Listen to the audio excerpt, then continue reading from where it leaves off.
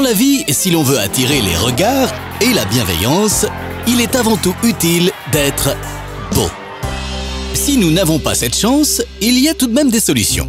On peut rendre service, utiliser l'humour pour faire rire les autres et leur apporter du positif, développer son intelligence pour intéresser les autres, etc. Bref, on peut être sympa.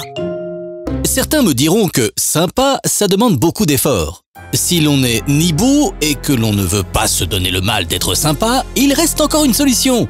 Il suffit d'être riche. En fait, ce n'est pas une solution si intéressante.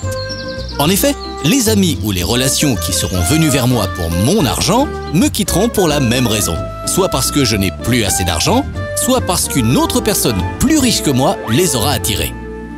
Nous venons de découvrir le triangle de compensation beau, sympa, riche. Chacun des trois éléments se compense avec plus ou moins de force. Par exemple, si je suis très laid et vraiment pas sympa, il faudra que je sois vraiment très riche pour que les gens viennent malgré tout vers moi. Si je ne suis pas trop laid et très sympa, la richesse sera superflue. Et ainsi de suite. Pour une entreprise, c'est exactement la même chose. Soit ce qu'elle fait est beau, c'est-à-dire que son produit ou son service possède une ou plusieurs caractéristiques que les consommateurs demandent et que les concurrents n'ont pas. Exemple, certaines marques de luxe. Le produit est cher, les vendeurs dans le magasin ne sont pas aimables, mais l'on vient du monde entier pour se l'arracher. Dans la réalité, peu d'entreprises peuvent s'appuyer sur le beau pour asseoir leur succès.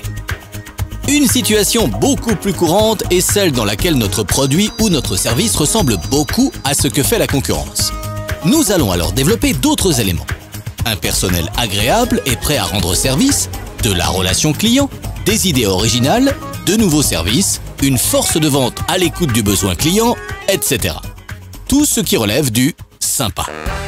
Si l'entreprise n'est pas dans la situation du beau et qu'elle ne développe pas son côté sympa, il ne lui reste qu'une solution, se battre sur le prix, c'est-à-dire le domaine du riche. Là, c'est exactement comme dans la vie. Les clients qui viendront vers elle parce qu'elle est moins chère, la quitteront parce qu'un concurrent sera encore moins cher. Une entreprise qui ne se bat que sur le prix a l'assurance de voir ses clients partir à plus ou moins long terme. Son existence et les emplois qui vont avec sont en danger. La réalité de l'entreprise est bien la même que celle de la vie. Plus l'entreprise est sympa, moins elle aura besoin de se battre sur le prix. Et vous, votre valeur ajoutée, comment se positionne-t-elle sur le triangle? Le savoir, c'est pouvoir se différencier.